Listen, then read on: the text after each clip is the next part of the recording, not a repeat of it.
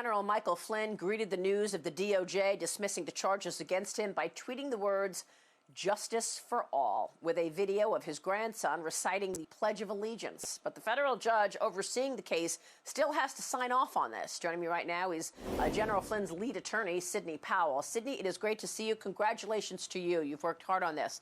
Let me ask you to start off, how is General Flynn doing? What is his reaction this morning?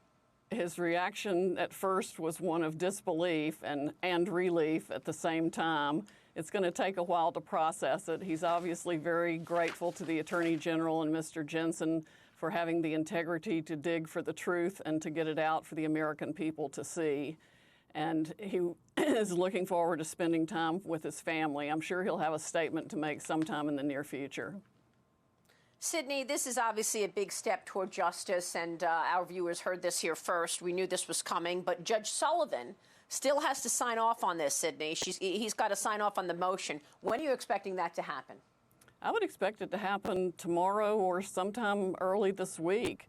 It's a matter of the prosecutor's actual discretion.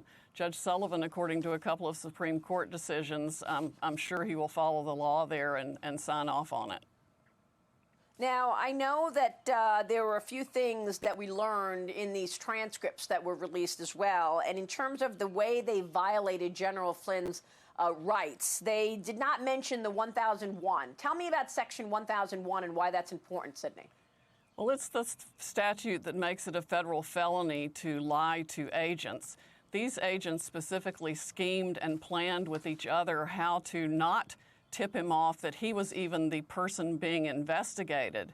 In fact, according to Comey's testimony that's attached to the exhibits they filed in the motion to dismiss, they just simply said, you know, we'd like to send a couple of agents by to talk to you. And of course, General Flynn said, sure.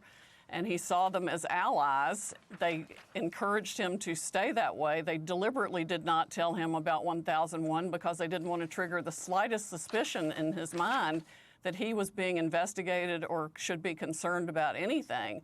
So they kept him relaxed and unguarded deliberately as part of their effort to set him up and frame him. We do have the agent's raw notes, but we do not have the original 302. And we now know from additional text messages produced that there were substantial alterations to the 302s. We have some of those changes between February 10th and 11th, and those are attached as exhibits to one of our briefs that are available on my website.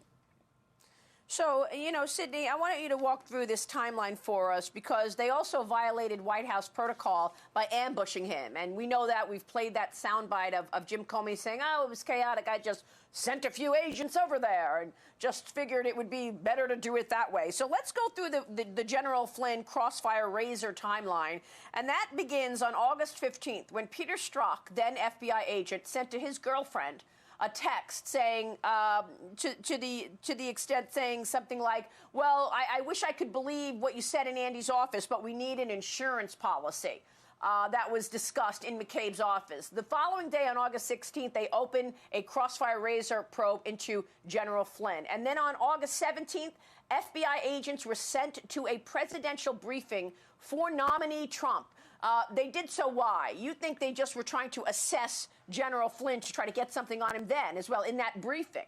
Oh, that's what one of the agents testified to the Inspector General. It's in his report that came out in December. They were specifically, or he was specifically sent into that briefing to assess and gauge General Flynn's mannerisms, to collect what information he could, because General Flynn was there to notice his reaction to any mention of Russia. And that was done all expressly in case they needed to interview him later, i.e. if Trump was elected and General Flynn was put in the White House. Unbelievable. So fast forward to January 2017, Sidney, because this morning, President Obama is out trashing this exoneration. He's basically saying that the rule of law is being lost and that there's no precedent for all of this. So we go to January 2017 and February 2017. The morning of January 4th, the FBI drafts a document to close the Flynn probe, crossfire razor. They wanted to close it. They had nothing, so they want to close it. So the next day, on later that afternoon, Peter Strzok texts, don't close the razor yet. and the seventh floor is involved. And then there's a meeting in President Obama's Oval Office. Talk to us about that, Sydney, because Sally Yates was there, Jim Comey was there, John Brennan was there, James Clapper was there, briefing President Obama in the Oval Office on the Russia probe. Joe Biden and Susan Rice were there as well. This was January 5th, 2017. Walk us through it.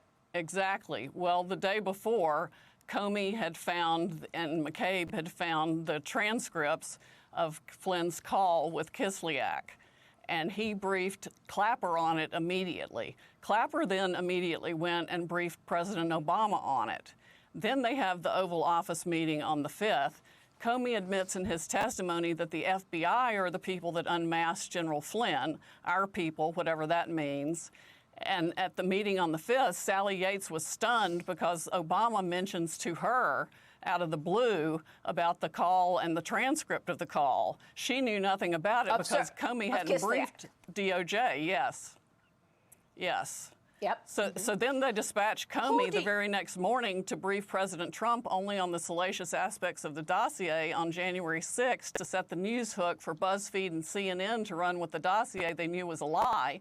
Then Peter Strzok is watching CNN report on that and text about he and Priestap sitting there watching it and using it as a pretext to go interview some people. So the whole thing was orchestrated and set up within the FBI, Clapper, Brennan, and in the Oval Office meeting that day with President Obama. So you think this goes all the way up to the top to President Obama? Absolutely. Who's going to be charged? I have no idea. That's up to John Durham and Attorney General Sydney, Barr. We got to jump, but it's great to talk with you. Congratulations, Sidney Powell.